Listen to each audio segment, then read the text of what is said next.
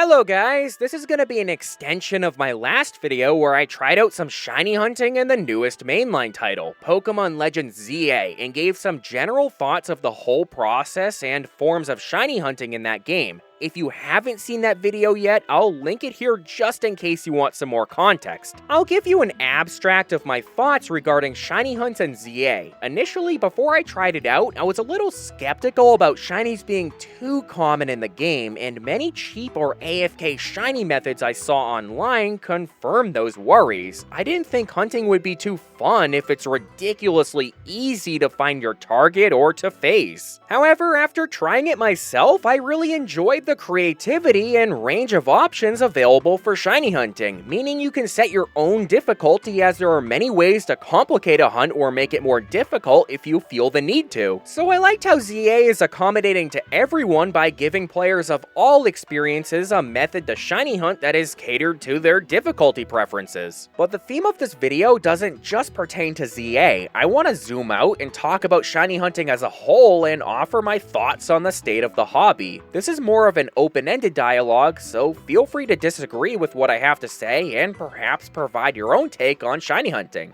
Let me ask you 3 questions real quick that I will revisit at the end of the video. Answer them on your own. Is shiny hunting easy now?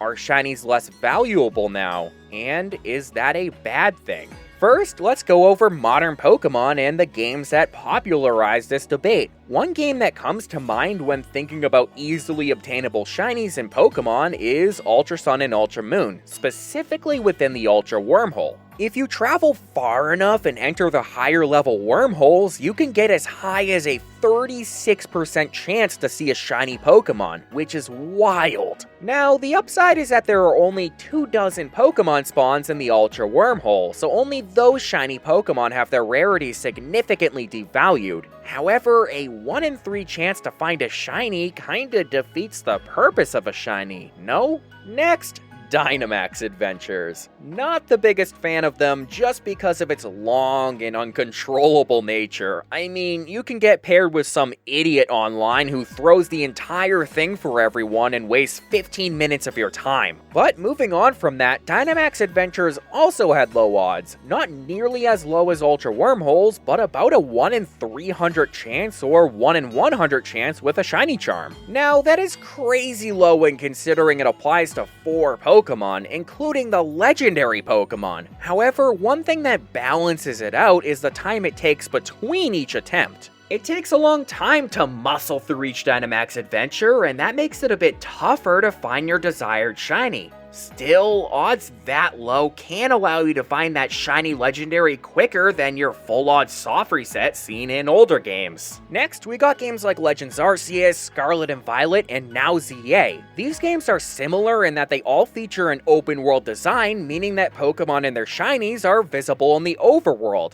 I'll talk a bit more about that in a moment. Now, these games had a plethora of different method hunts in the overworld that would boost your odds of getting a shiny. First, in Legends Arceus, you could increase the research level of a specific Pokemon, which lowers the odds up to 1 in 1024 without the shiny charm and 1 in 586 with the shiny charm. However, that is without introducing outbreaks. For mass outbreaks, the odds can go as low as 1 in 128, given you have the shiny charm and perfect research, and for massive mass outbreaks, your odds can get up to 1 in 216, so extremely low for the amount of Pokemon spawning at once. In Scarlet and Violet, outbreaks make a return, and with 60 plus Pokemon defeated, you can reach odds of 1 in 1365 or 1 in 819 with a shiny charm. You can also Masuda hunt in that game, which really reduces the odds down to 1 in 683 or 1 in 512 with a shiny charm. And I haven't even mentioned sandwiches yet. With a Sparkling Power 3 sandwich, your base odds reduce from 1 in 4096 to 1 in 1024 or 1 in 683 with a shiny charm. And that's your odds without doing any specialty method. Pair that with outbreak hunts and your odds drop further and match that of the Masuda method, being 1 in 683 or 1 in 512 with a shiny charm. I also want to interject and talk about Pokemon Go, since it's a pretty mainstream sport spin-off, and because you can transfer those Pokemon to mainline games. Shinies are almost ridiculously easy to get in that game, and they're probably used as an incentive to keep people playing or get them to come back. You have stuff like raids, community days, research days, and spotlight hours that significantly boost your odds of a shiny Pokemon. Even legendary Pokemon receive this treatment, having a 1 in 20 or a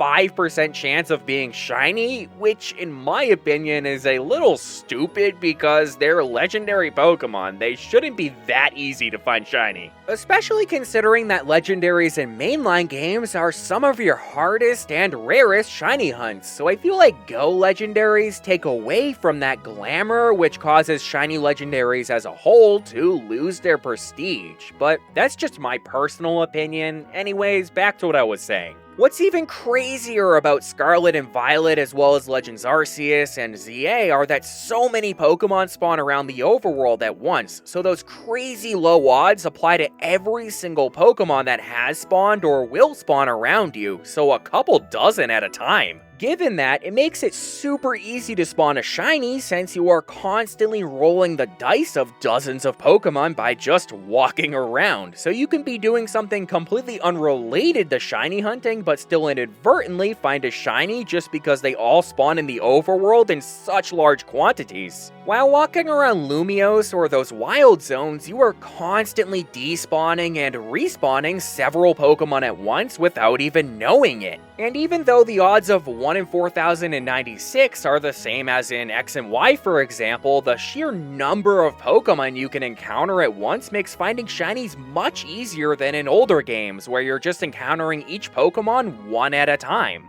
Now why is that? Why are shinies all of the sudden super accessible and easier to obtain? It's a pretty clear-cut and simple answer.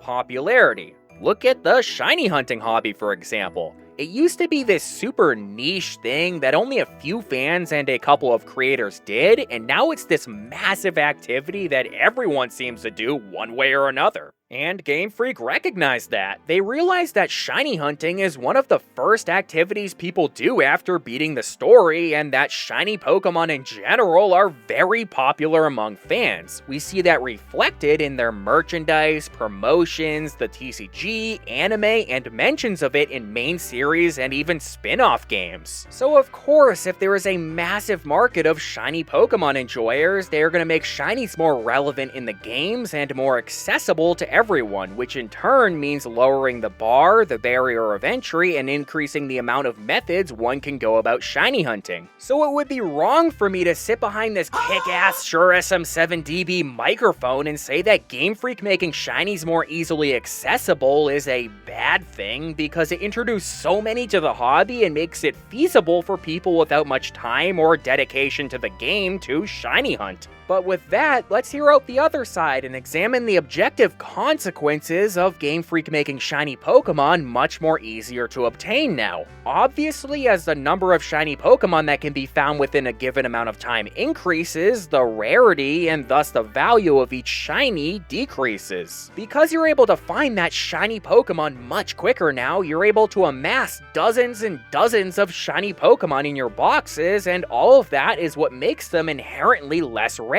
I've seen people with boxes and boxes of shiny Pokemon in Legends Arceus or Scarlet and Violet. Hey, maybe you're one of those people, but having full boxes of shiny Pokemon was virtually unheard of in older games like in Gen 3 through 5 solely because of how hard it was to get just one shiny. In those games, a shiny Pokemon was a shiny Pokemon. They were freaking rare, so you didn't care what it was because you ain't finding many more. You could have been the only person in your friend group with a shiny back then, so saying, "I have a shiny Pokemon," carried much more weight than it does now. Today, everyone has at least one shiny Pokemon, so the interesting part doesn't come from the fact that you just have any shiny, but instead what shiny Pokemon it is and how hard it was to obtain. So even though you do have a shiny Pokemon in a modern game, and even though it may be a rarer shiny, just the fact that shinies in general are so accessible to everyone may water down the significance, rarity, and individuality of that shiny. That is unless you hold that shiny's significance independent from every other shiny there is, which not all people do. However, while rarity is objective, value is subjective. You may not have control over what others think of your shiny or how uncommon it really is, but if you value it highly and really cherish the shiny Pokemon you caught, then who cares what others think?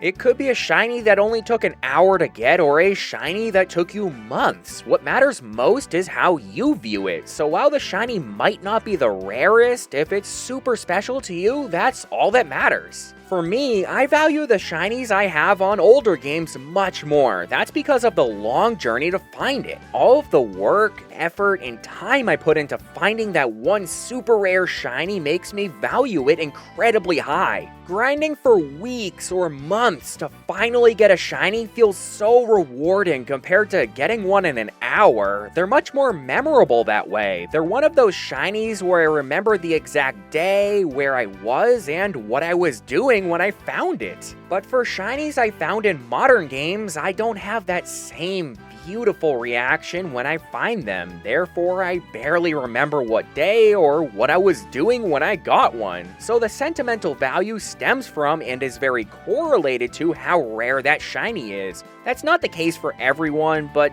definitely is the case for a lot of people. In the older games, there were fewer efficient methods to hunt shinies, thus giving players less avenues to obtain shinies and consequently making them rarer. In Black and White, you could do random encounters or Masuda method.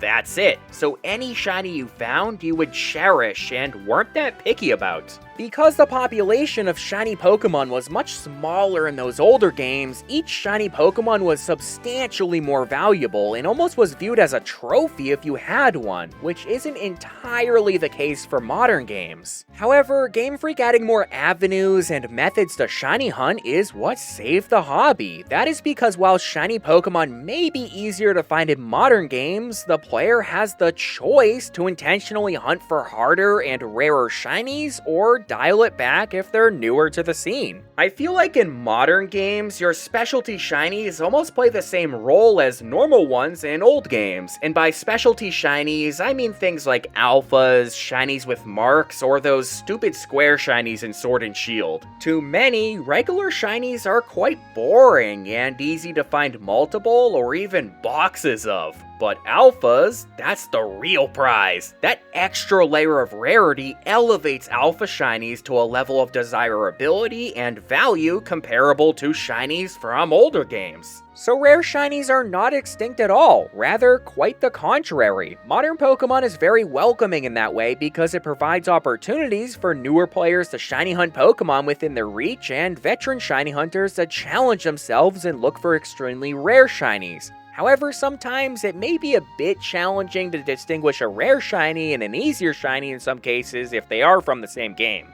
Let's revisit those three questions. Is shiny hunting easy now? Yes. Are shinies less valuable now? Sort of. And is that a bad thing?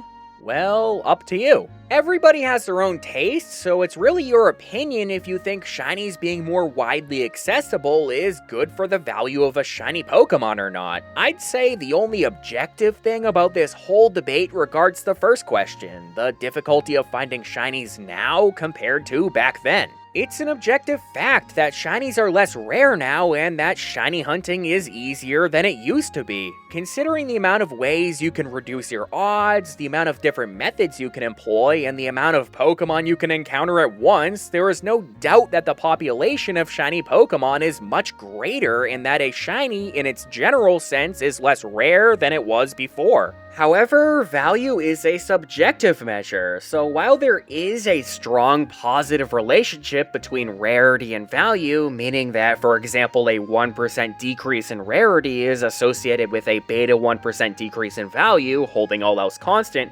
value can stem from other, more sentimental variables that could influence how a player perceives their shiny. Shinies may be easier to come across, but if a player values those shinies just the same or if not more due to some factor other than rarity, then the notion of shinies being less valuable is thrown out the window. So while rarity does play a large role in the value of the shiny, there are many more other variables that can explain what value means to someone. So for the last question, is that a bad thing? Again, it's up to you. I hate to have this long conversation and then just end it with, well, it's whatever you think. But it's true, some may feel that the modern methods and odds to get a shiny make them way too free and less valuable, while others may believe it's more worth your time now and accessible for everyone. There's really no right or wrong answer, so it's pointless to bicker back and forth at each other online about whether this person's shiny is worth anything or not, because everyone has their own experiences and way in which they value shiny Pokemon. There's no cookie-cutter formula for a shiny's value. Instead, everyone has their own individual function that guides how they value a shiny. So I'm gonna close the discussion here. This is a topic I've been really wanting to turn into a video. There's been a lot of talk and debate about shiny hunting in modern games compared to past games, and I just wanted to make this video to fairly cover my thoughts on the matter. Shiny hunting is one of those wonderful things where you have so much choice on how you want to approach it. You don't have to hunt on the newer games if you don't want to, and even if you do, you can select rarer and more difficult hunts to satisfy your need for a challenge. However, that case may not apply if, say, it's a newer generation Pokemon exclusive to that one game, or if your target Pokemon can only be found through a single hunting method or in one specific area. So it's actually really hard to summarize all of shiny hunting using a couple of criteria because there are so many different types of hunts and Pokemon. Shiny hunting has always been a fun passion of mine, so I enjoyed dissecting the hobby into concepts and comparing each method or each game with one another. What interests me the most is the mix and overlap between objectivity and subjectivity when it comes to comparing shiny hunts. People value shiny Pokemon to various different degrees, and some people's most special shiny might not be their rarest, but that shiny Pokemon is still backed by an unbiased standard of measure, that being rarity and statistical likelihood for that Pokemon to exist. So that's why this whole debate is so blurry, because on one side, you'll have people basing their arguments using only unbiased measures like rarity, but on the other side, some people may completely omit rarity from their argument and claim that a shiny's value is determined solely by an individual's personal feelings. I've seen those exact arguments made by both sides online, so I guess the message of this video is to see the whole shiny hunting discussion through a moderate lens that kind of mixes the two, because everyone has their own experiences with the hobby. What makes the hobby so great now is the amount of talk and discussion surrounding it. Being able to contribute positively to those conversations betters everyone's experience and ensures no one feels excluded just because they haven't reached the bar that others have yet.